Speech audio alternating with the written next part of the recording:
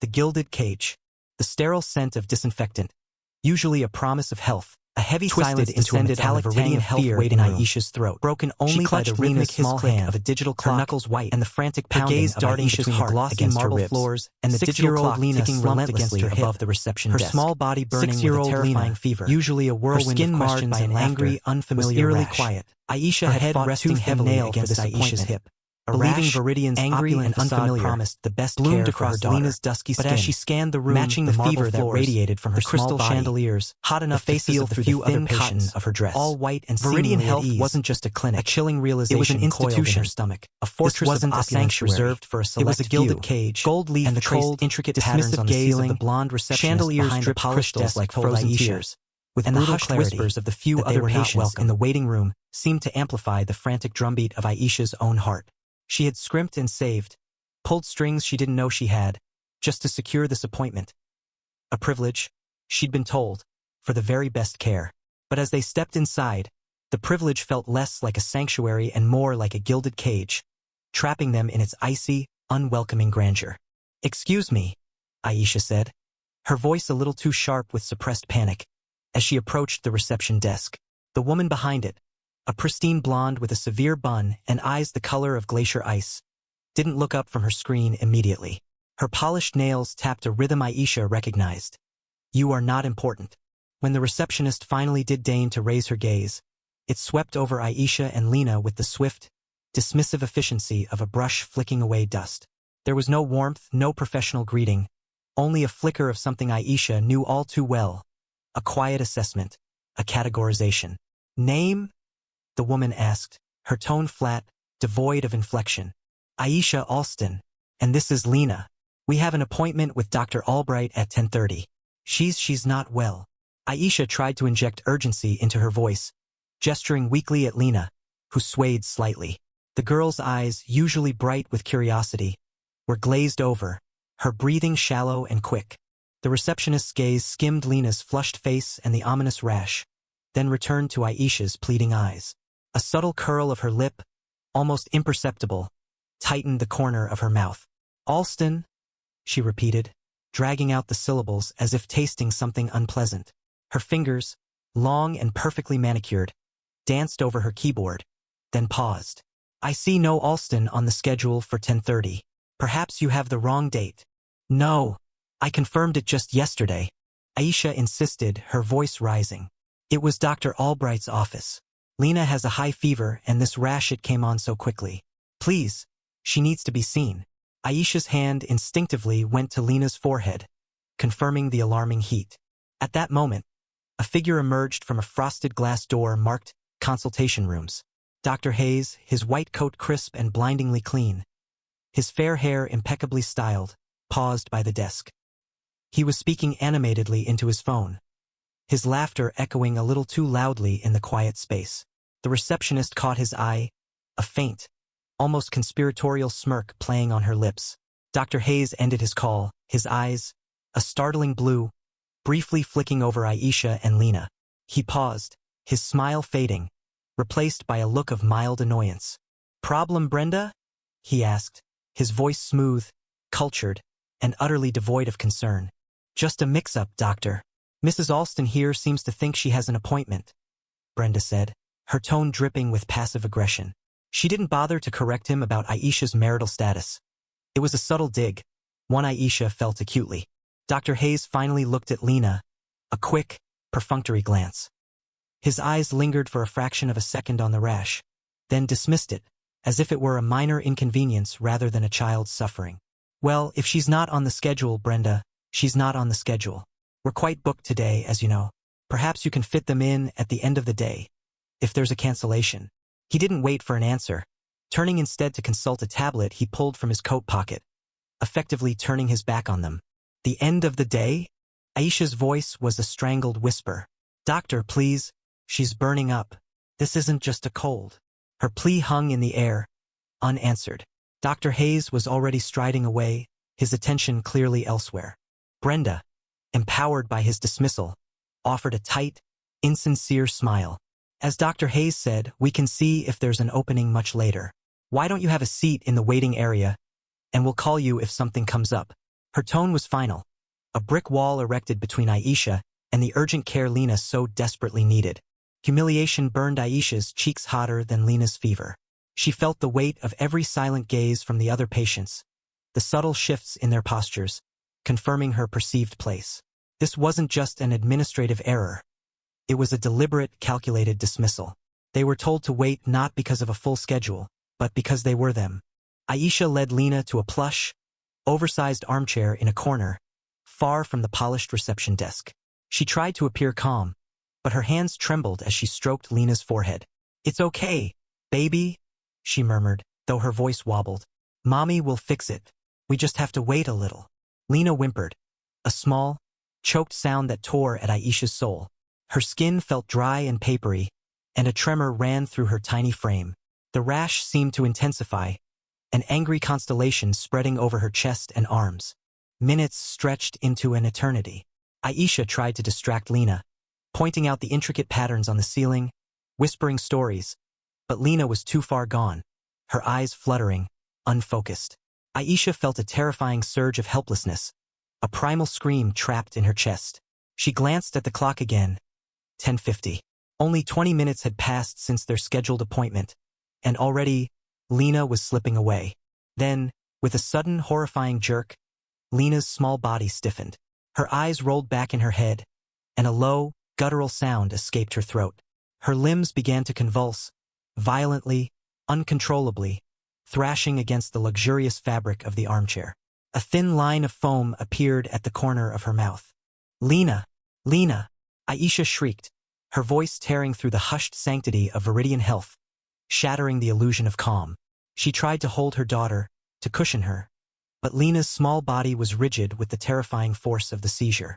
The sound of Aisha's scream brought a few heads up. A ripple of nervous murmurs spread through the waiting room. Brenda, the receptionist, finally looked up from her computer, her expression not one of alarm, but of irritation.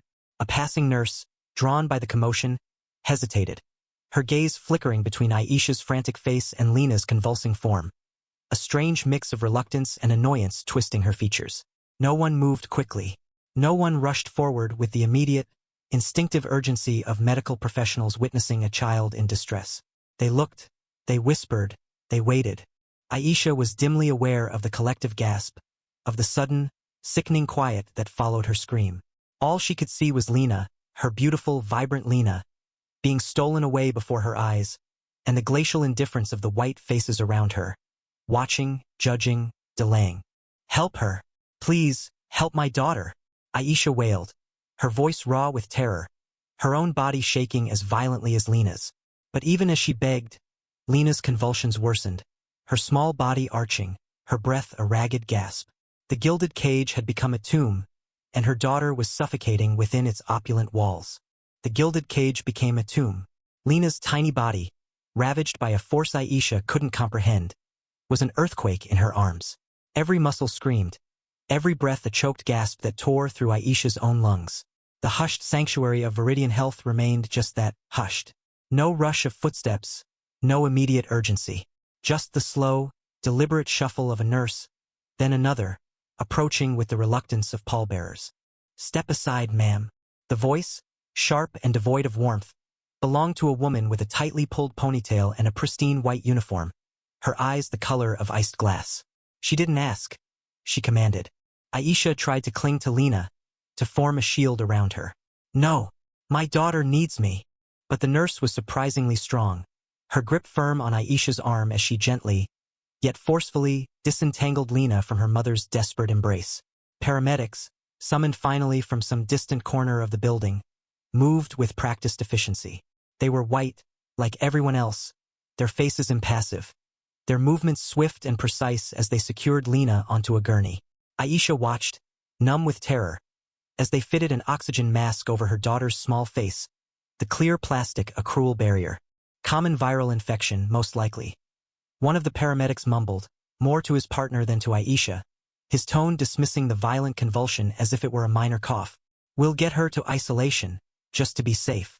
Isolation. The word echoed in Aisha's ears, cold and final. They were taking Lena away, not just to a treatment room, but to a place where Aisha couldn't follow. Panic clawed at her throat. Isolation? Why?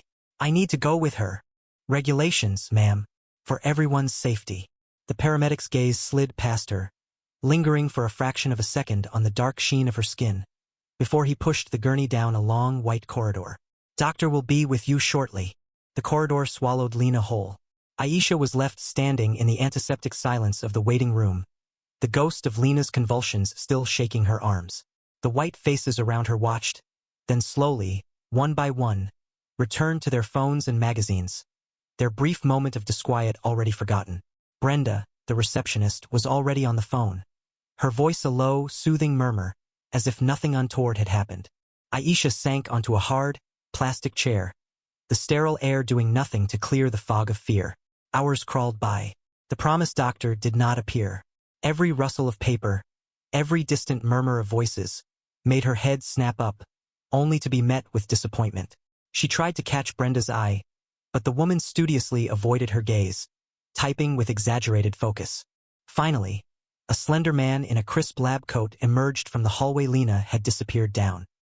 He had salt and pepper hair, eyes that seemed to perpetually squint, and a weary, detached air. This was Dr. Hayes. He approached Aisha, not with urgency, but with a slow, measured tread, as if approaching an easily agitated animal. "Miss Khan, is it?" he asked, consulting a tablet, his tone flat. He didn't wait for her confirmation. "Your daughter, Lena. We've admitted her to an isolation ward. Symptoms suggest a particularly aggressive viral infection, likely a novel strain." Aisha shot to her feet. "A novel strain? What does that mean? She's never been sick like this. She was fine yesterday." Then she started shivering. Her eyes were yellow, and that seizure, it wasn't a common virus. The words tumbled out, desperate, fragmented. Dr. Hayes held up a hand, silencing her. "Ms. Khan, I understand your concern. However, we see unusual presentations all the time. Her vitals are stable now. We've administered some broad-spectrum antivirals and sedatives to manage the seizure activity. She's resting." "Resting? Can I see her? Please, just for a moment." The desperation in her voice was raw. "Not at this time, I'm afraid." He consulted his tablet again, scrolling. "The isolation protocol is strict. We need to rule out several highly contagious pathogens. Your presence could compromise the sterile environment. It's for her own protection." His tone was patronizing, as if explaining basic arithmetic to a particularly dull child. "We'll keep you updated. Best to go home and get some rest. We'll call you if there's any change." Go home? Leave Lena alone in this cold, indifferent place? A flicker of rage, hot and unfamiliar, ignited in Aisha's chest. "I'm not leaving. Not until I see my daughter, and you tell me exactly what's happening." Dr. Hayes sighed, a long, put-upon sound that implied Aisha was being utterly unreasonable. "Ms. Khan, we are doing everything we can. Medical cases, particularly those with unusual presentations, require patience and a calm environment. Creating a disturbance will not help Lena." His eyes, though squinted, held a subtle, chilling warning. He turned to leave, dismissing her with a wave of his hand. "Nurse Jenkins will guide you to a designated waiting area." Designated waiting area. Another form of isolation. Aisha watched him go, a knot of icy dread tightening in her stomach. His words, his tone, they felt less like medical advice and more like a carefully constructed barrier, designed to keep her out, to keep her quiet. Hours bled into a dull ache. She paced the sterile floor of the designated waiting area, a small, windowless room with uncomfortable chairs and a perpetually humming air vent. She tried to call Lena's father, but he was unreachable, on a remote work site. She was alone. The door to the corridor was often ajar, allowing snippets of conversation to drift in. Aisha clung to every sound, desperate for any information. A nurse, her voice hushed, spoke to a colleague outside. "The new viral marker, just like Dr. Hayes suspected. Rare presentation but fits the profile for the trial protocol." Aisha's breath caught. Rare presentation. Trial protocol. The words were clinical, abstract, yet they hit her with the force of a physical blow. Dr. Hayes had called it a common viral infection, dismissed her concerns, yet behind closed doors, they were talking about something rare, something that fit a trial protocol. What kind of protocol? What were they experimenting with on her daughter? The suspicion that had been a flicker now blazed into a cold, terrifying certainty. They weren't just treating Lena. They were doing something to her, something they weren't telling her. Her heart hammered against her ribs. She burst out of the waiting room, ignoring the startled glance from a passing nurse. She found Dr. Hayes in the hallway, speaking in low tones with two other doctors, their faces serious. Dr. Hayes. Her voice, though hoarse from fear, was sharp with a new, fierce anger. What exactly is this rare presentation you mentioned? And what trial protocol are you talking about? He turned, his face a mask of mild annoyance. The other doctors exchanged glances. Ms. Khan, I believe I asked you to remain in the waiting area. We are in the middle of a very sensitive discussion. Sensitive? My daughter is in there, and you're talking about trial protocols like she's some kind of specimen. What are you doing to her? Aisha's voice rose, vibrating with suppressed fury. You told me it was a common virus. Now you're discussing rare presentations and new markers. Dr. Hayes' expression hardened. His voice dropped, losing its veneer of weary patience. Ms. Khan, I assure you, we are providing the best possible care for Lena. These are complex medical discussions, not something for you to interpret piecemeal from a hallway. You are disrupting clinic operations, and frankly, you are becoming a hindrance to your daughter's care. His gaze sharpened, boring into her. We understand this is a stressful time, but if you continue to impede our work, or become disruptive, we will have no choice but to involve social services. Your daughter requires a stable, supportive environment. We cannot tolerate distractions that threaten her medical treatment or the safety of other patients. The veiled threat hung in the air, cold and calculated. Social services. The implication was clear. If she didn't fall in line, they would take Lena away permanently. Her dark skin, her impassioned pleas, her very presence, were being weaponized against her. Fear, cold and sharp, pierced through her rage. But beneath it, a seed of resolve began to sprout. They thought they could silence her, intimidate her. They didn't know the fury of a mother fighting for her child. She clenched her fists, her gaze locking with Dr. Hayes. You will tell me what you're doing to my daughter, she stated, her voice trembling slightly, but firm. Or I will burn this clinic down around your ears to find out. A flicker of something unreadable, surprise, disdain, crossed Dr. Hayes' face. He opened his mouth to reply, but before he could speak, a frantic cry echoed from down the hallway, a sound that sliced through the sterile quiet like a knife. Code red. Room 3. Patient crashing. Aisha's blood ran cold. Room 3. She remembered the paramedic saying something about isolating Lena, and the number 3 had been whispered. Her daughter, her Lena. Was that where they had taken her? Her heart leaped into her throat, a choked sob escaping her lips as Dr. Hayes and the other doctors sprinted towards the commotion, leaving Aisha alone, stranded in the terrifying silence, unsure if the frantic cry was a desperate plea for help or a harbinger of the worst news a mother could ever receive. The frantic code red was a punch to Aisha's gut, stripping the last vestiges of her composure. Room 3. Lena. Her daughter was in danger, and they were trying to keep her away. A primal scream clawed at Aisha's throat, but she swallowed it, transforming her terror into a cold, focused fury. Dr. Hayes and his entourage had vanished down the hall, their white coats flapping like predatory wings. Now was her chance.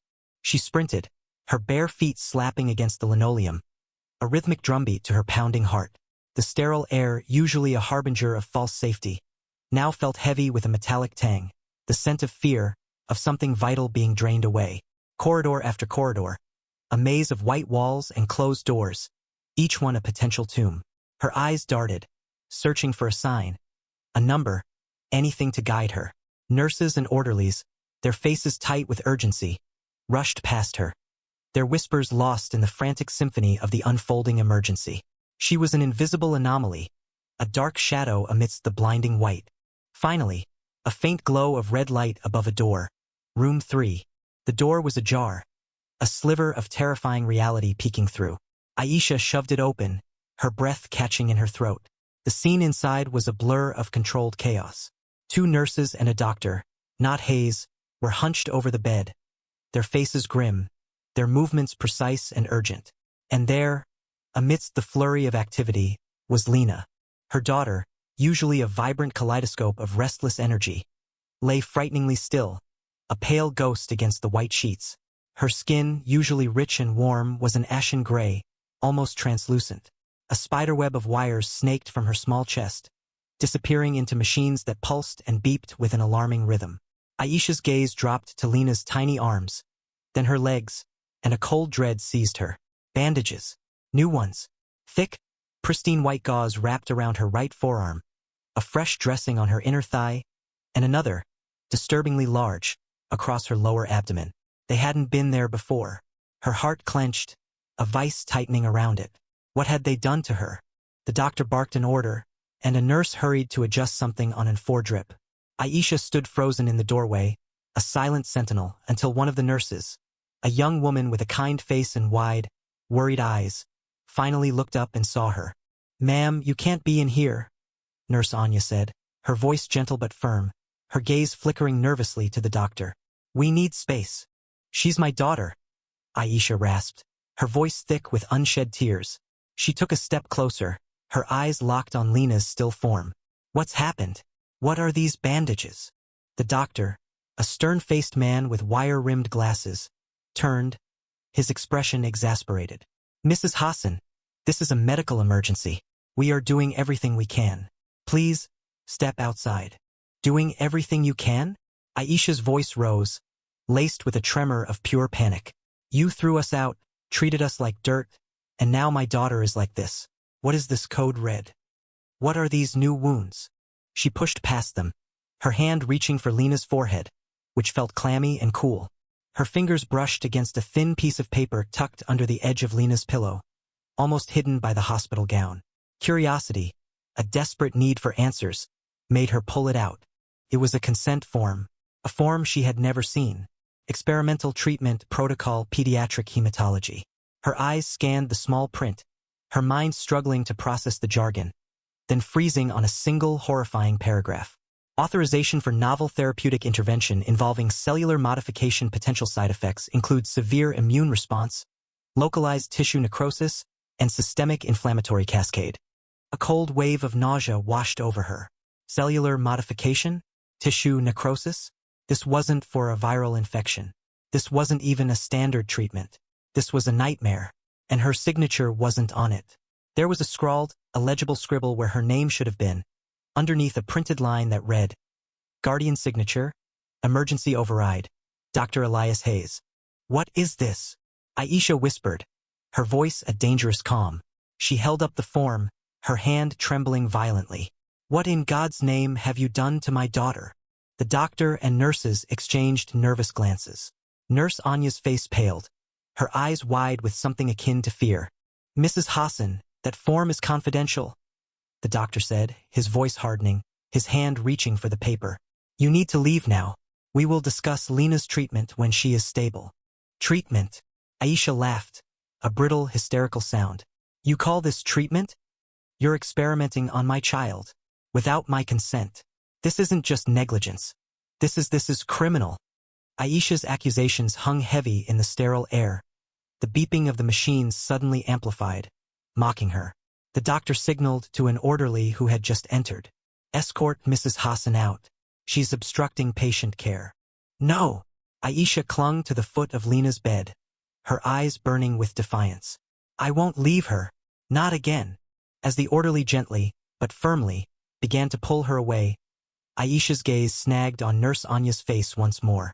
The young nurse's eyes, filled with a profound unease, met hers for a fleeting second. Anya's lips pressed into a tight, thin line, and she quickly looked away, but not before Aisha saw a flicker of something in her gaze. A silent plea, a warning. Aisha was led out of room 3, the door closing with a soft click, severing her from Lena once more. She stood in the hallway, reeling, the consent form crumpled in her hand. Experimental treatment. Dr. Hayes. Guardian signature. Emergency override.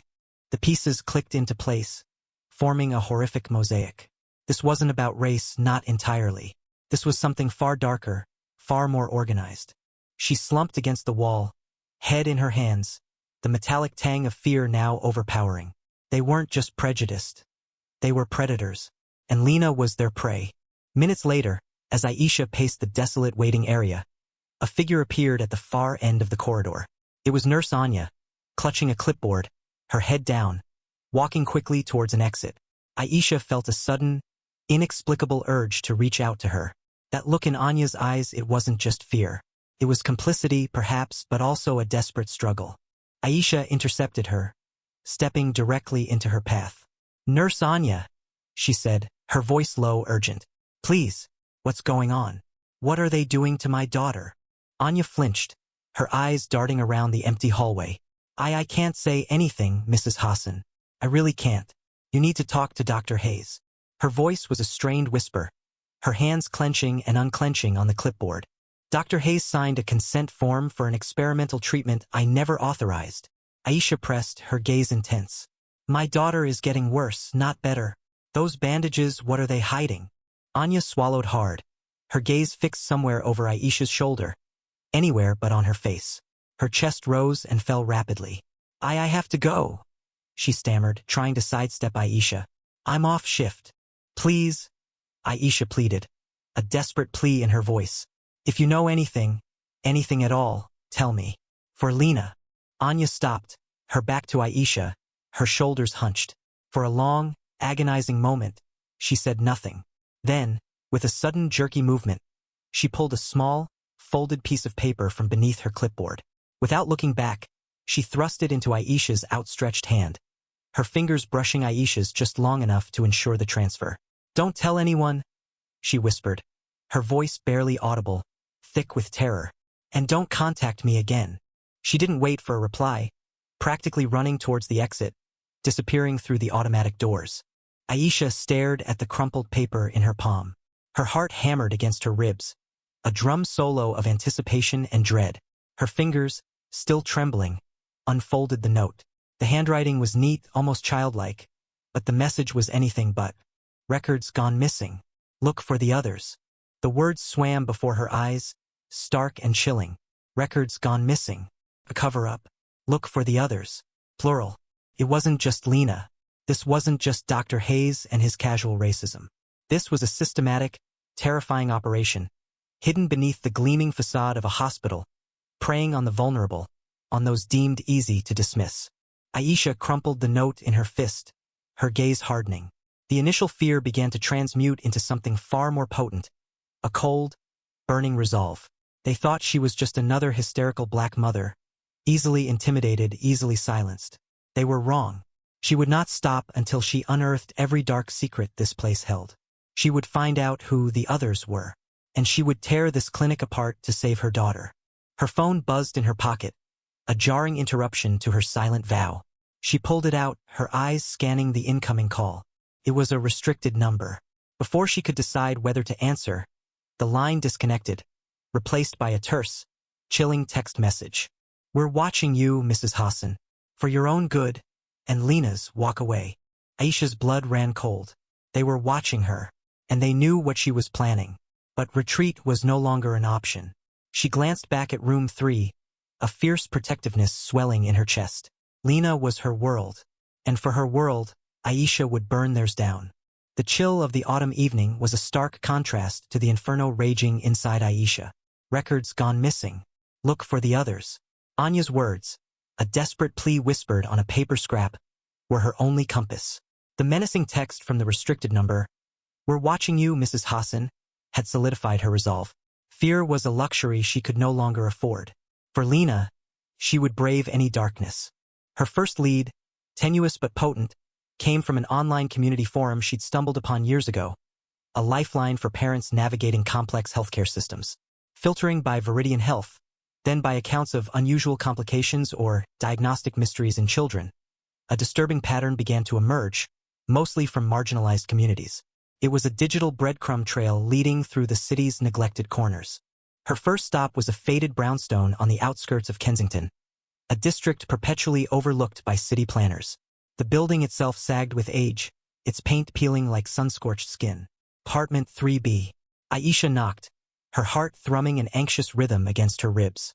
The woman who answered, Mrs. Ramirez, was a shadow of her former self. Her eyes, sunken and perpetually red-rimmed, mirrored Aisha's own exhaustion, but hers was a grief that had settled, deep and permanent. She invited Aisha into a small living room, pristine yet permeated with a profound emptiness. A single photograph on the mantelpiece, faded by sunlight, showed a vibrant boy with a mischievous smile. Mateo, you said. Lena. She was at Veridian too. Mrs. Ramirez's voice was thin, reedy, as if unused. Aisha nodded, her throat tight. Yes, for a simple checkup. But then things changed. She's still there. They say it's pneumonia, but something feels wrong. Mrs. Ramirez's gaze drifted to Mateo's photograph. Mateo was always so healthy, strong as an ox. Then, Veridian. An allergy shot, they said. For seasonal hay fever. He reacted badly, they admitted. But then it was kidney failure. Acute. Sudden. She wrung her hands. They said it was a rare, latent condition, that the shot merely triggered it. It happens, they told us. But I knew my boy. He never complained of anything. Aisha listened. A cold knot forming in her stomach. Sudden, severe, rare complications. Veridian's convenient narrative. And they were so quick. Mrs. Ramirez continued, a bitter edge entering her voice. So quick to say there was nothing more they could do. So quick to close the case. Like we were just a number. Aisha offered a genuine look of sorrow. I'm so sorry, Mrs. Ramirez. She knew the sting of being dismissed, of having your instincts as a mother invalidated. 2 more visits followed that day, each more harrowing than the last. A family whose daughter, a vibrant 10-year-old, succumbed to a rapidly progressing neurological disorder after a routine immunization at Veridian. Another, a young couple, tearfully recounted their infant son's death from unexplained cardiac arrest following a minor pediatric procedure. Each story echoed the same terrifying rhythm. Healthy child, Veridian visit, sudden, severe, inexplicable illness, then death, followed by Veridian's efficient dismissal and condolences. The sun had long set when Aisha found herself on the doorstep of the Amani residence. Unlike the others, this house, though modest, still hummed with a spectral energy. Toys, though untouched, lay scattered in the living room. A child's drawings were taped to the refrigerator. Jamal, 8 years old. Mrs. Amani, a woman whose dignified sorrow made Aisha's heart ache, led her to the kitchen table. She didn't have to ask why Aisha was there. The grief in her eyes spoke volumes, a silent acknowledgement of shared pain. He went in for a deviated septum. Mrs. Amani began, her voice steady but threaded with a profound ache. A simple corrective surgery. They kept him overnight for observation. Next morning he had a fever, then a rash, then he couldn't breathe. They called it a rapidly progressing autoimmune response, something new, rare. He was gone within a week. Her hands trembled as she gestured to a stack of papers on the table. They gave me all this, said it was for my records. But what good are records when your child is gone? Aisha approached the stack, her breath catching. The thick file, crammed with medical jargon and lab results, felt like a tombstone. This was what she was looking for. This was the proof. She began to sift through the documents, her trained nurses eye-scanning for anomalies. Standard surgical reports, post-op notes, blood panels, all seemed unremarkable at first glance. But then, tucked away in an appendix, almost as an afterthought, she saw it. A series of codes. Not standard ICD-10 codes. Something else. Protocol VX7. Investigational Compound Z. Phase 2 clinical trial. Unspecified immunomodulatory agents. The words leaped off the page, striking Aisha with the force of a physical blow. Her blood ran cold, then boiled. Phase 2 clinical trial. The carefully curated euphemisms Veridian had offered these grieving families, rare complications, latent conditions, unexplained events, shattered into 1,000 insidious pieces. It wasn't medical neglect. It wasn't incompetence. It wasn't even simple, hateful racial bias.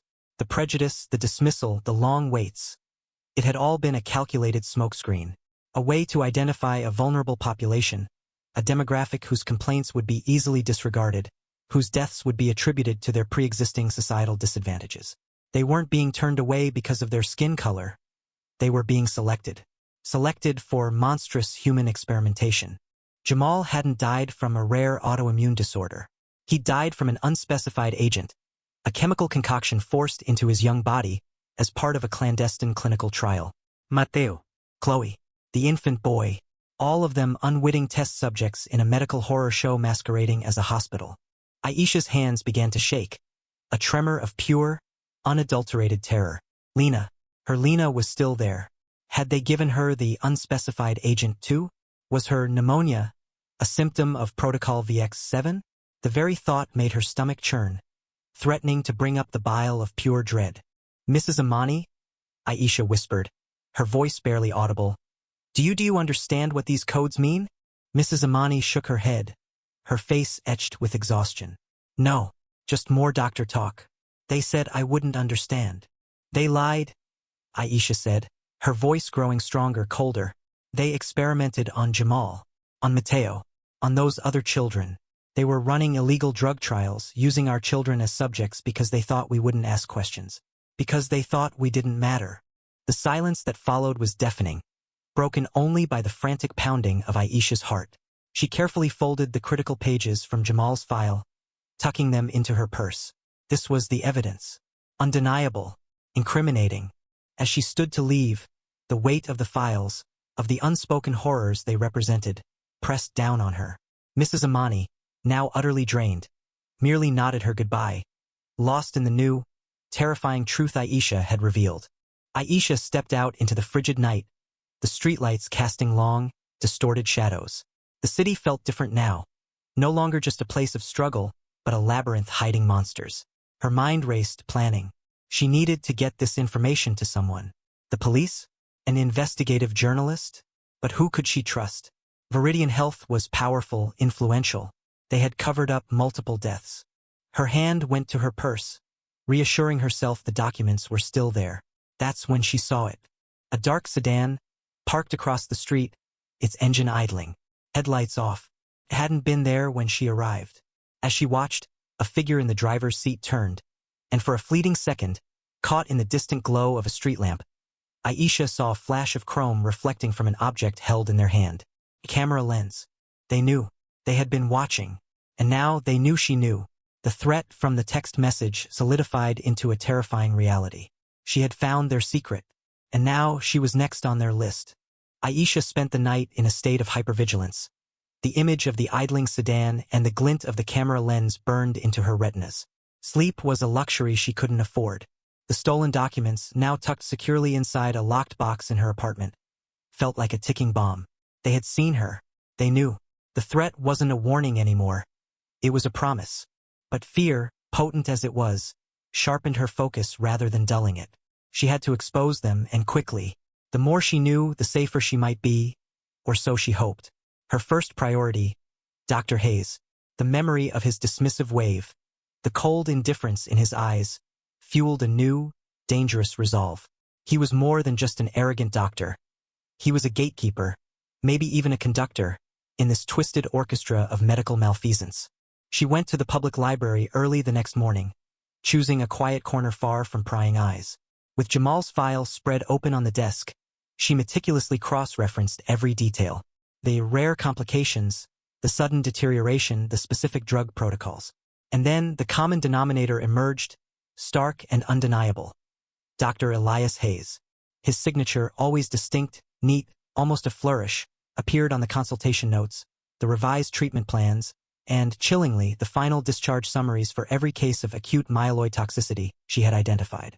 He was the lead physician, not just on Jamal's case, but on all of them. The pattern was no longer an anomaly. It was a blueprint. Scrolling through news archives, she found glowing profiles of Dr. Hayes, lauding him as a pioneer in pediatric oncology, a visionary leading cutting-edge research. One article, an old press release from Veridian Health, mentioned a significant grant from Omnicorp Pharmaceutical Solutions for innovative Phase 2 trials in targeted pediatric therapies. Phase 2. The words struck her with the force of a physical blow. Clinical trials. Unregulated. Untested on children. The pieces clicked into place with a sickening thud. This wasn't just negligence. It was organized, systemic experimentation. And Hayes was at the heart of it. Booking an appointment with Dr. Hayes was surprisingly easy, a testament to his inflated ego and, perhaps, a deliberate strategy to appear accessible. She used an assumed name, citing a second opinion for a fictional niece.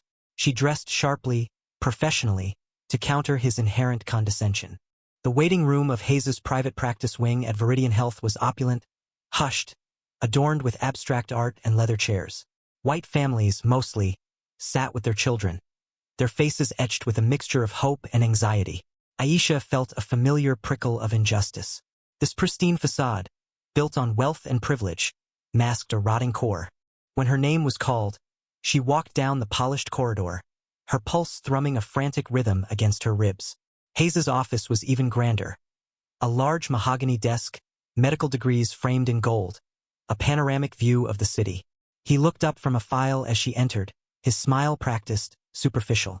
"Ms. Davis, thank you for coming in," he began, gesturing to the chair opposite him. "My assistant mentioned you're seeking a second opinion for your niece?" Aisha sat, her hands clasped tightly in her lap. "Actually, Dr. Hayes," she said, her voice steady despite the tremor in her stomach. "I'm not here about a niece." She paused, letting her gaze lock onto his. "I'm here about Jamal Adebayo." The smile vanished instantly, replaced by a flicker of irritation. His brow furrowed slightly. "Jamal Adebayo? I'm afraid I don't recall the name. We see so many patients here at Veridian." His tone was dismissive, already placing her in the category of uninformed and bothersome parent. "He was your patient, doctor," Aisha pressed on. "Admitted 3 months ago for acute lymphoblastic leukemia. He died last week, Dr. Hayes, of rare complications." She leaned forward slightly. "Just like 5 other children I've investigated. All under your care. All black and brown children, doctor. All succumbing to the exact same rare complications." Hayes's posture stiffened. His eyes narrowed, a cold glint replacing the feigned politeness.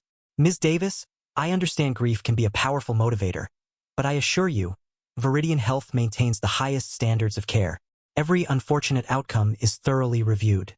These children presented with highly aggressive forms of disease, and tragically, modern medicine has its limits." His voice was low, laced with a familiar, dangerous blend of authority and veiled threat. "Your accusations are baseless and frankly, slanderous." Aisha didn't flinch. Baseless? Or inconvenient? She reached into her bag, not pulling out Jamal's file yet, but letting her hand hover, signaling she had something. "What about phase 2, doctor?" The words hung in the air, a sudden, sharp crack in the sterile atmosphere. Hayes's carefully constructed composure shattered. His jaw clenched, a muscle jumping violently in his cheek. His eyes, moments ago cold and distant, now blazed with a raw, undeniable panic. His face, usually a picture of smooth control, flushed an angry red, then paled to an ashen gray. He pushed back from his desk, the heavy leather chair scraping harshly against the floor, a sound that echoed the sudden discord in the room. "What did you say?" he hissed, his voice no longer modulated, but a low, guttural growl. "Where did you hear that term?" Aisha knew she had him. "It's in the files, doctor, along with funding documents from Omnicorp, a corporation very keen on innovative pediatric therapies. Wouldn't you say?" She watched him, relishing the fear that now contorted his features. "Tell me, Dr. Hayes, how many children have you sacrificed on the altar of Omnicorp's innovation? How many Jamals? How many Mariahs? How many little ones from families who believed you were saving their lives, only for you to treat them as lab rats?" His hands, which had been resting on the desk, balled into fists, white-knuckled. He took a step towards her, his eyes blazing with a mixture of terror and rage. "You listen to me, Ms. Davis. You are treading on dangerous ground. You have no idea the forces you're meddling with." His voice was barely above a whisper, but it carried the chilling weight of absolute menace. "These are not just medical records. These are arrangements, agreements. You start digging into this, and you'll find yourself buried right alongside your theories." He leaned in, his face inches from hers, his breath hot and foul. "Drop it. Forget what you think you know. Forget the files. Forget the names. For your own good. For the good of anyone you care about. Walk away now." Aisha felt a cold dread settle deep in her bones, but she held his gaze, refusing to be intimidated. His warning wasn't just an angry outburst. It was a desperate plea from a man utterly consumed by fear. He wasn't just complicit, he was trapped. Trapped by Omnicorp, by Veridian, by a conspiracy far larger and more ruthless than she could have imagined. She stood slowly, keeping her eyes fixed on his. "I can't, Dr. Hayes," she said, her voice quiet but firm. "Someone has to speak for them." He watched her leave, a silent, predatory glare following her out of the office. Aisha didn't look back, but she felt his eyes on her, burning into her back, a tangible promise of retribution. She had poked the bear, and the bear was awake. As she stepped out of Veridian Health, the city's usual hum felt like a distant roar, overshadowed by the throbbing silence of her own apprehension. Omnicorp, a shadowy pharmaceutical giant. What kind of power did they wield? And what would they do to protect their secrets, now that she had unearthed their chilling connection to Dr. Hayes and the deaths of innocent children? The dark sedan from last night flashed in her mind. They weren't just watching anymore. They were coming for her. The warning from Dr. Hayes had been chilling, but the chill that now settled over Aisha was far more profound, an icy dread that permeated her very bones. She'd made it home, the city lights blurring into streaky smears through her tear-filled vision, a suffocating mix of fear and defiance warring within her. She'd locked the door behind her, the metallic click echoing in the sudden silence of her apartment, a fragile barrier against the unseen forces closing in. She was in the kitchen, fumbling for the kettle, her hands shaking so violently she spilled water on the counter. A hot cup of chamomile, she thought, a futile attempt to soothe the frayed edges of her nerves. That's when she heard it. A subtle shift in the air, not a sound, but a presence. The hairs on her arms stood on end. She wasn't alone. A shadow detached itself from the deeper shadows by the living room window, moving with a silent, fluid grace that bespoke terrifying efficiency. Before Aisha could scream, a strong, gloved hand clamped over her mouth, muffling the sound, while another arm, hard as steel, wrapped around her waist, pulling her back against a rock-solid chest. The air was knocked from her lungs. A voice, low and gravelly, whispered directly into her ear, so close she felt the vibrations against her jawbone. "We warned you, Ms. Sowand." Dr. Hayes wasn't just whistling Dixie. Panic flared, raw and primal.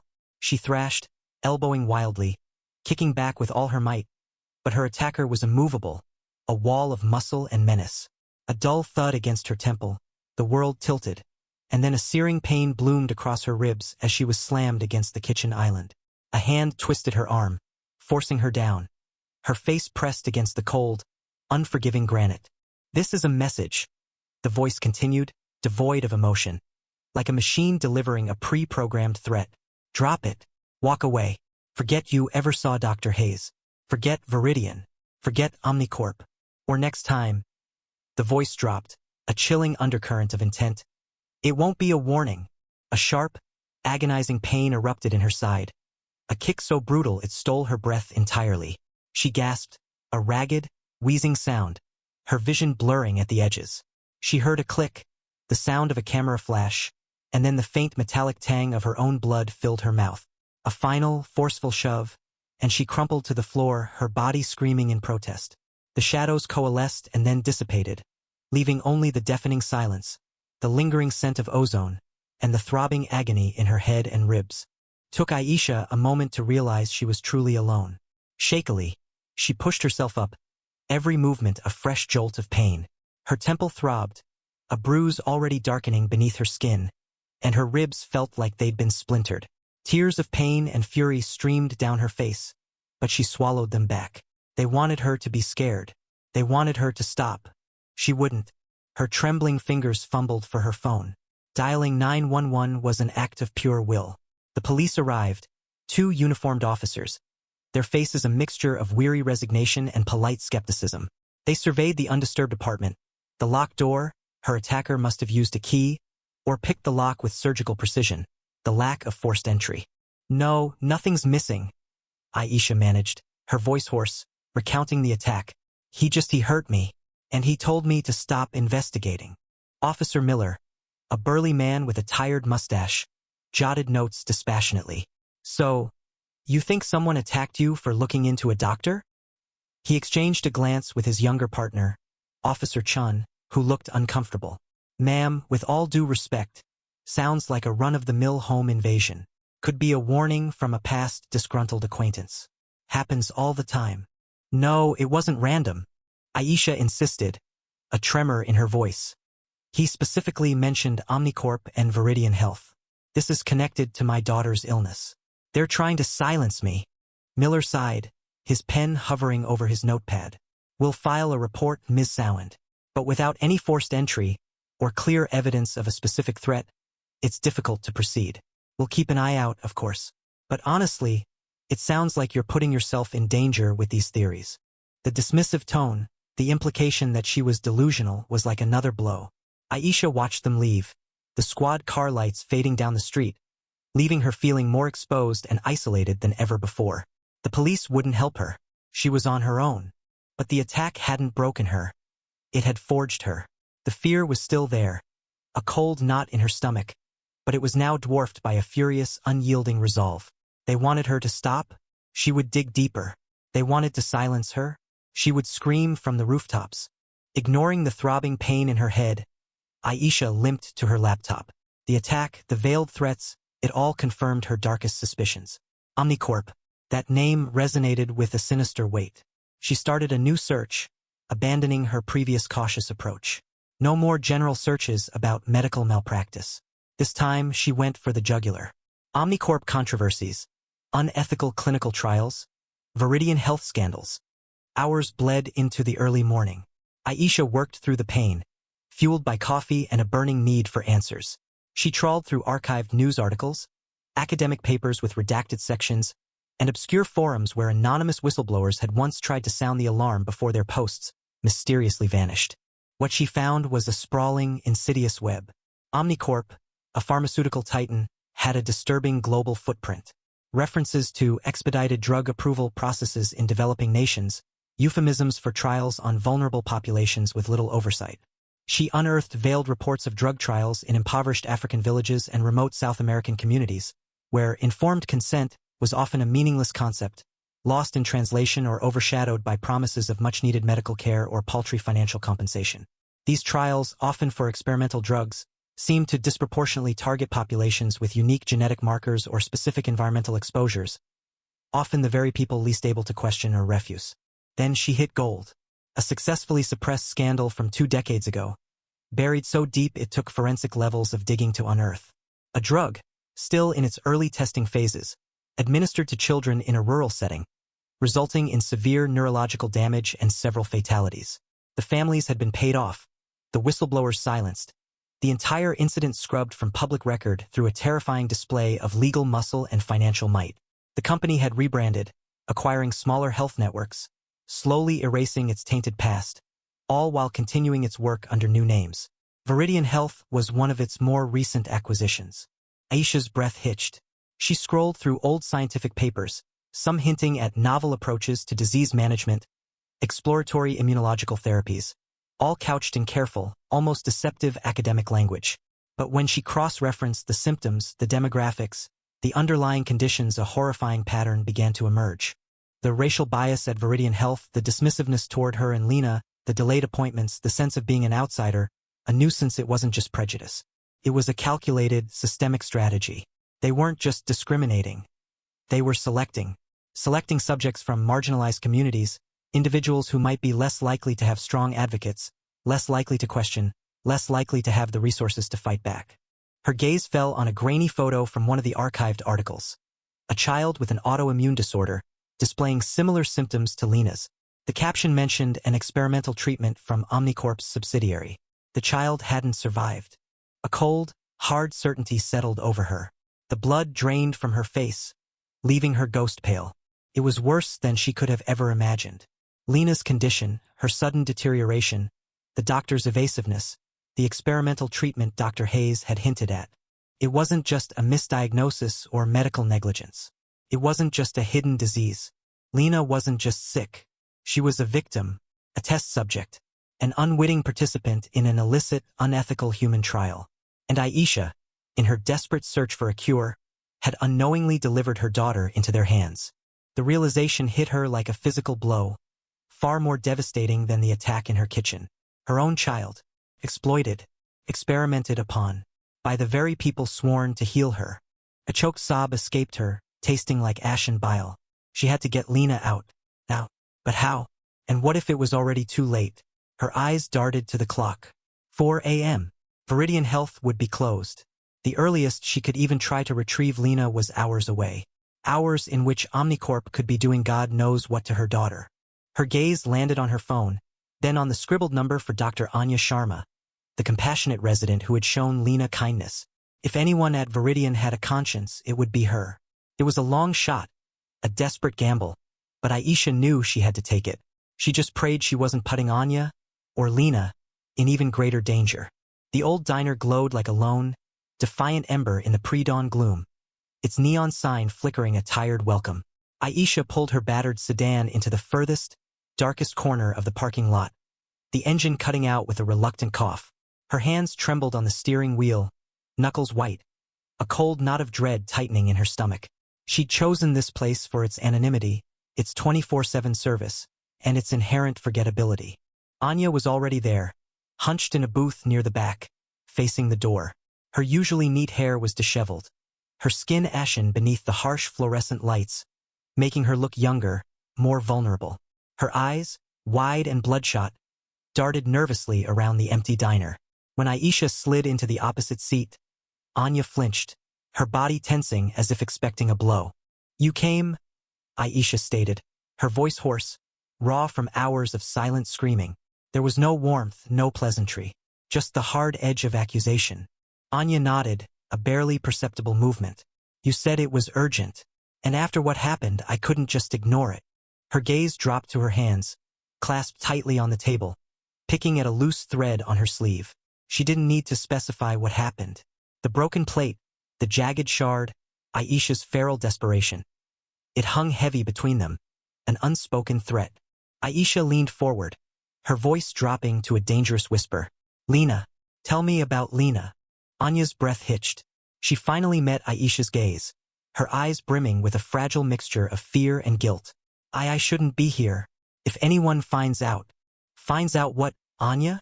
Aisha pressed, her patience snapping. "That you have a conscience? Or that you're complicit in what they're doing to my daughter?" The accusation struck Anya like a physical blow.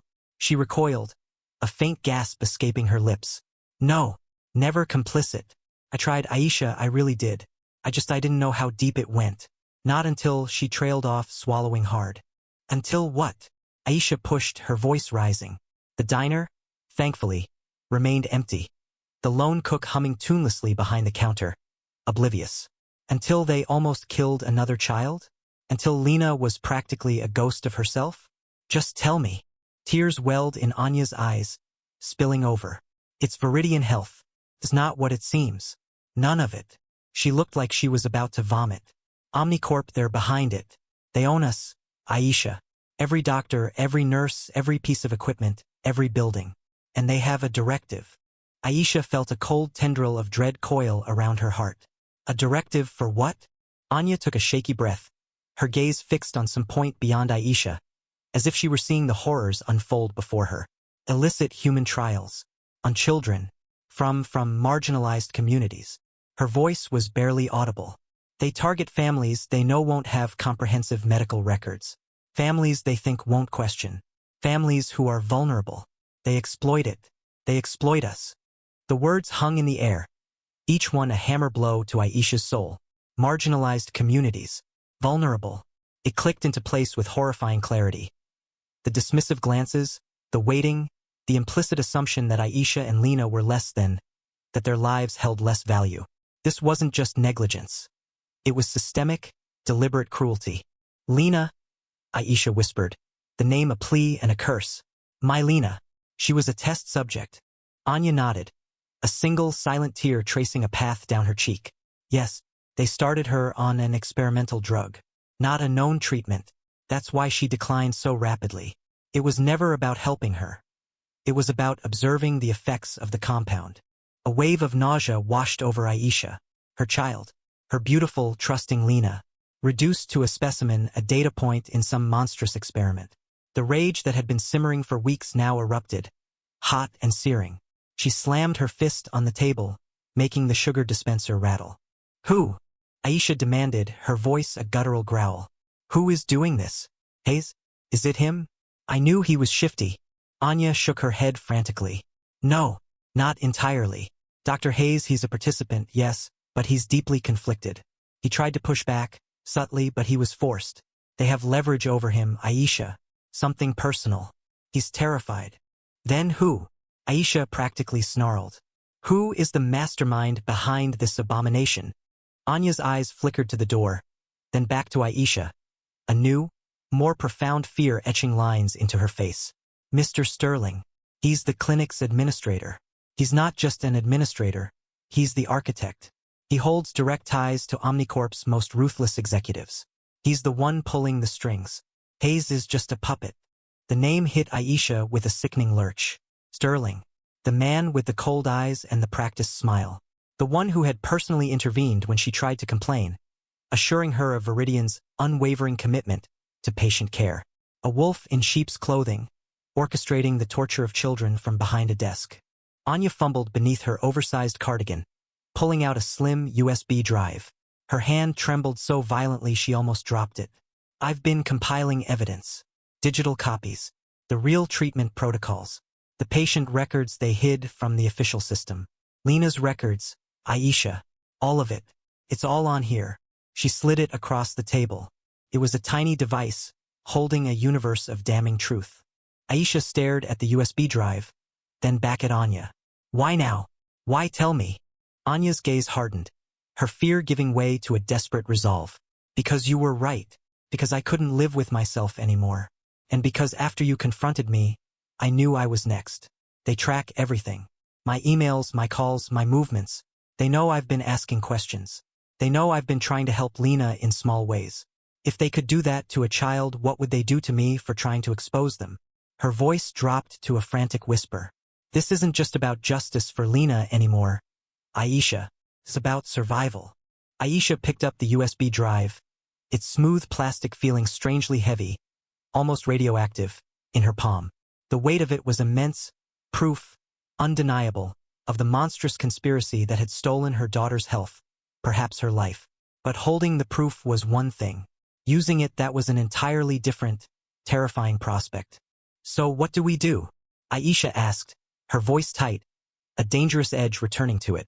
Her fury had found its target, crystallized into a burning need for vengeance. Anya's eyes darted around the diner again, her fear palpable. We can't go to the police. Not yet. Omnicorp is too powerful. They own too many people. They'll bury us both. They'll make this USB disappear. They'll make us disappear. A cold dread seeped into Aisha's bones. Anya was right. This wasn't some back-alley drug dealer.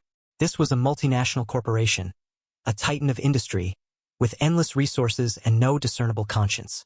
The scope of their depravity was staggering. And now they both knew. We have to get Lena out, Aisha whispered, the thought overriding all others. First. Anya gripped her arm, her fingers surprisingly strong. It won't be easy. They're watching her. And me. If I vanish, they'll know I've spoken. If you try to remove her without their say-so, they'll know you know. The implication hung in the air, chilling Aisha to the bone. They were trapped, exposed. Two women, armed with a single USB drive, against an empire built on lies and stolen lives. As the first pale sliver of dawn bled into the sky, painting the diner window in a ghostly gray, Aisha realized they weren't just fighting for Lena anymore. They were fighting for their very lives. And Mr. Sterling, the architect of this horror, was just waking up. He wouldn't like what he'd find waiting for him. The question was, would he find them first? The fluorescent hum of the cafe seemed to mock the intensity of their hushed conversation. Aisha gripped a lukewarm coffee cup, the ceramic almost vibrating with the tremor in her hands. Across from her, Anya, pale but resolute, laid out a crude sketch of Omnicorp's clinic floor plan. Days had bled into a frantic blur of whispered calls, clandestine meetings, and the gnawing fear that tightened Aisha's chest with every passing second Lena remained in Sterling's clutches. Their plan, hatched in the shadows of early morning, was audacious. They would not go to the police, not yet. Instead, they'd enlisted the help of Maria Rodriguez, a seasoned investigative journalist whose byline had dismantled corporations and toppled corrupt officials more times than Aisha could count. Beside Maria sat David Chun, a legal aid attorney known for his fearless pursuit of justice against overwhelming odds. He was young, idealistic, and thankfully, devoid of the cynicism that might have dismissed their fantastic claims. The data on this USB is damning, Maria said, tapping the drive Aisha had presented. Her eyes, shrewd and intelligent, scanned the projected spreadsheets and encrypted files on her laptop. But it's digital. They'll discredit it as easily as they created it. We need physical proof. Something tangible, undeniable. Anya swallowed, her gaze flicking towards the clinic on her diagram. I know the server room. The backup tapes, the hard drives, they keep physical copies of everything. Patient records, treatment protocols, financial transactions. Her voice dropped to a near whisper. The volunteer consent forms. The real ones, not the forged ones they show families. Aisha felt a fresh wave of nausea. The real consent forms. The ones detailing human experimentation, disguised as treatment. David Chun leaned forward, his brow furrowed. Attempting to retrieve those would be a severe breach of security. Is breaking and entering, even if it's your former workplace, Anya. If you're caught. If I'm caught, it's no worse than what they'll do to me anyway if this information gets out. Anya retorted, a grin set to her jaw. And it will get out. We need the physical evidence to make it stick. To make them pay. Her eyes met Aisha's, a desperate plea for understanding. I know the risks. I have to do this. Aisha's heart hammered. To risk Anya after everything? But Maria's words echoed. Tangible, undeniable. Without it, Sterling could bury them. The journalist and the lawyer exchanged a look, a silent acknowledgement of Anya's chilling logic. The decision, though painful, was made. Hours later, the world narrowed to the anxious thrum of Aisha's phone. Anya was supposed to call when she was in position, then again when she was out. The first call had come, a quick, whispered confirmation from a dark alleyway near the Omnicorp facility. Now, Aisha sat alone in her apartment, the silence oppressive, the digital clock on the microwave ticking away Anya's estimated window of egress. Every shadow seemed to shift. Every creak of the building sounded like an approaching footstep. Then, a sudden, jarring ping from her phone. Not Anya's ringtone. A text message.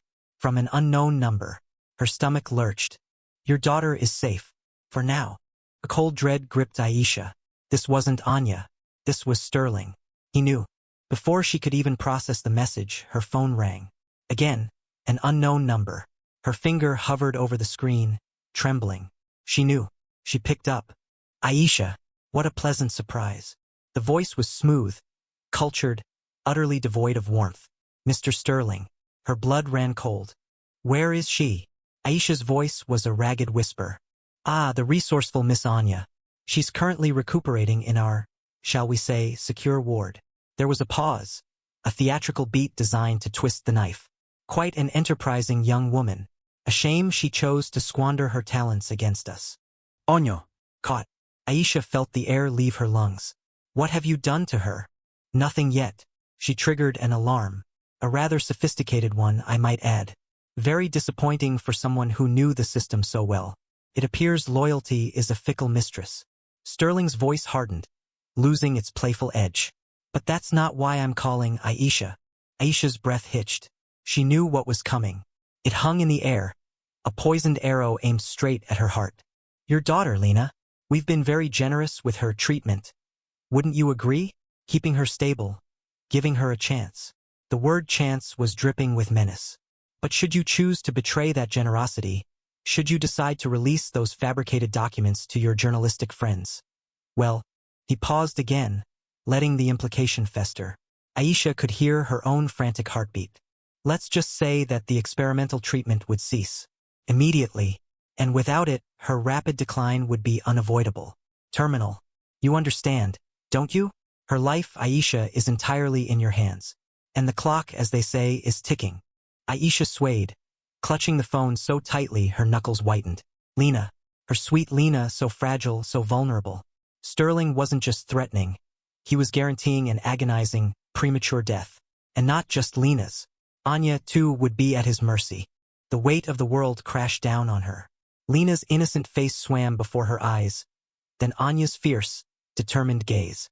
The countless other faces of the women in Omnicorp's care flashed in her mind, victims of Sterling's greed, trapped in a web of medical malpractice and human exploitation. To expose Sterling, to bring down Omnicorp would save so many. But at what cost? Lena's life, her only child. Silence stretched, thick and suffocating, between them. Choose wisely, Aisha. Sterling's voice cut through the haze of her despair. A final, chilling decree. For Lena's sake. He disconnected. The phone slipped from Aisha's numb fingers, clattering to the floor. The impossible choice loomed before her, stark and brutal. Silence, and Lena lives. Anya suffers, and Omnicorp continues its reign of terror. Or truth and Omnicorp falls but Lena dies. And maybe Anya with her. Her chest constricted, a primal scream trapped in her throat. Her body convulsed with a silent sob, hot tears streaming down her face. She looked at the abandoned coffee cup, then at the empty chair where Anya had sat, hope flickering in her eyes. Her vision blurred, the room spinning. To betray Lena, to condemn her to death for the sake of abstract justice, how could she? But to stand by, to let Sterling win, to let him continue to hurt innocent women, how could she live with herself? The choice was not hers alone to make. It was a choice for every mother, every woman, every human being caught in the ruthless machinery of power and corruption. And Aisha, broken, devastated, but not yet defeated, knew one thing with absolute, terrifying clarity. She had to choose. And whatever she chose, the world would never forgive her. The wire felt cold against Aisha's skin, a tiny metal insect clinging to her chest, broadcasting her every breath, her every terrified heartbeat. Mr. Davies, his face grim, adjusted the miniature microphone one last time. Remember, Aisha, every word. We need Sterling to confirm the full scope, especially about the trials and Anya, and above all Lena. Maria squeezed Aisha's hand, her eyes blazing with a mixture of fear and resolute defiance. We're right outside. The second you give the signal, the phrase, "This isn't about medicine," we move. Don't hesitate. Aisha nodded, a hollow ache in her gut. She'd made her choice, not for abstract justice but for Lena, and for Anya and every woman like them. Sterling had given her an impossible ultimatum, but he'd underestimated a mother's rage. If Lena was to be sacrificed, it wouldn't be in silence, not for his greedy empire. She would bring his world crashing down, even if it took hers with it. The clinic's sterile scent of antiseptic and bleach now reeked of deception. Aisha walked down the familiar corridor, each step a testament to a courage she didn't know she possessed. Sterling's office door stood ajar, a silent invitation to the lion's den. He sat behind his polished mahogany desk, a predatory smile playing on his lips as she entered. "Aisha, I knew you'd come to your senses." He gestured to the plush leather chair opposite him. "Please, let's discuss the terms of your cooperation." Aisha sat, her spine rigid. "There's nothing to discuss, Dr. Sterling. You have my daughter." He chuckled, a dry, grating sound. "Indeed. And you, my dear, have a choice. Silence and a new life for Lena, far from complications. Or well, let's not dwell on unpleasantries." He leaned forward, his voice dropping to a conspiratorial whisper, a grotesque intimacy that made her skin crawl. "Omnicorp cannot afford a scandal, Aisha. Not when we're on the cusp of revolutionizing medical care for all people. Imagine, a world free of disease, all thanks to our innovative approach." "Innovative approach?" Aisha's voice was tight, betraying none of the terror coiling in her stomach. "You mean human experimentation? Illicit trials on vulnerable women, women of color like Anya?" Sterling's smile widened, a chilling display of arrogance. "Onyo, such a passionate advocate for her community. It's a shame. Her condition quite rare, but invaluable for our research into advanced autoimmune suppression. She provided much data before her unfortunate decline. We tried everything, of course. Ethical boundaries are for those who lack vision, Aisha. We push the envelope for the greater good." His eyes gleamed with a chilling self-righteousness. "She became a permanent resident in our unmonitored research wing, a living testament to the sacrifices sometimes required for progress." A wave of nausea washed over Aisha. Anya wasn't just sick. She was a prisoner, used until she broke. "And Lena?" she managed, her voice barely a whisper. "What about Lena?" Sterling leaned back, his gaze lingering on her, savoring her pain. "Lena, she proved remarkably resilient. Powerful genome much like yours. Ideal for certain specialized procedures. We discovered a very specific vulnerability to an experimental compound, a rapid-acting neurotoxin designed to neutralize unwanted genetic expressions. She's currently in an isolated ward, Aisha, unmonitored as per protocol. Her condition has deteriorated significantly since her last dose. I imagine she doesn't have much time left." He paused, letting the words sink in, twisting the knife. "Unless, of course, you agree to disappear, to forget everything you've seen, everything you suspect. Then, perhaps we could offer her palliative care. Make her comfortable in her final moments. Aisha's heart hammered against her ribs, threatening to burst. He wasn't just holding Lena hostage. He was actively poisoning her, letting her die, to force Aisha's hand. The sheer depravity of it stole her breath. Lena dying alone in some hidden room because of him. A cold fury, purer and sharper than any fear, ignited within her. "You're a monster," Aisha said, her voice shaking with repressed rage. "This isn't about medicine. This is about power and profit and you destroying lives." The phrase hung in the air, a bell tolling for Sterling's reign. Sterling stiffened, his smug facade cracking. He recognized the shift in her tone, the steel in her gaze. His eyes narrowed, a flicker of suspicion replacing his confidence. "Foolish woman, you think you have leverage? You have nothing." He stood, moving swiftly around the desk. His hand emerged from his coat pocket, clutching a hypodermic needle filled with a viscous, amber liquid. "This will ensure your permanent silence, Aisha. A quick, painless end to your troublesome crusade." He lunged. Before the needle could connect, the door burst open with a crash, splintering the frame. Uniformed officers flooded the room, followed closely by a phalanx of news cameras, their lenses glinting like hungry eyes. Maria, her face a mask of fierce determination, stood at the forefront of the media scrum, shouting, "He's confessing! He's poisoning patients! He's trying to silence her!" Sterling froze, the needle poised midair, his face a mask of stunned disbelief. The whirring of the cameras, the barked commands of the police, echoed through the suddenly chaotic office. "Dr. Sterling, you're under arrest." He recovered quickly, his predatory instincts kicking in. With a desperate snarl, he hurled the syringe at Aisha, missing her by inches, and vaulted over his desk, attempting to escape through a concealed side door. Officers moved instantly, tackling him just as he reached the threshold. The struggle was brief but brutal, Sterling fighting with the ferocity of a cornered animal. But he was quickly subdued, handcuffs snapping shut around his wrists. As the chaos subsided, a figure emerged from the back of the room, slumped against a filing cabinet. Dr. Hayes. He had been there the whole time, a silent, complicit witness to Sterling's confession, to his attempt on Aisha's life. Now, under the glaring lights of the news cameras, his face crumpled. The live feed, surely broadcasting Sterling's arrest and his own presence, had broken him. He slid to the floor, sobbing uncontrollably. "He told me he said it was for the good of Omnicorp the research," Hayes choked out, pointing a trembling finger at the now cuffed Sterling. "He's keeping Lena. He's experimented on so many Anya, they're all in the unmonitored wing. He has records, hidden in his private safe. I can show you." His confession, raw and desperate, poured out, confirming Sterling's darkest secrets. His words picked up by every microphone, sealing Omnicorp's fate. But Aisha heard none of it. Her world had narrowed to one terrifying urgency. Lena, where is she? The unmonitored wing. She pushed past the stunned officers, past the jostling reporters, Maria right behind her. "Which way, Hayes?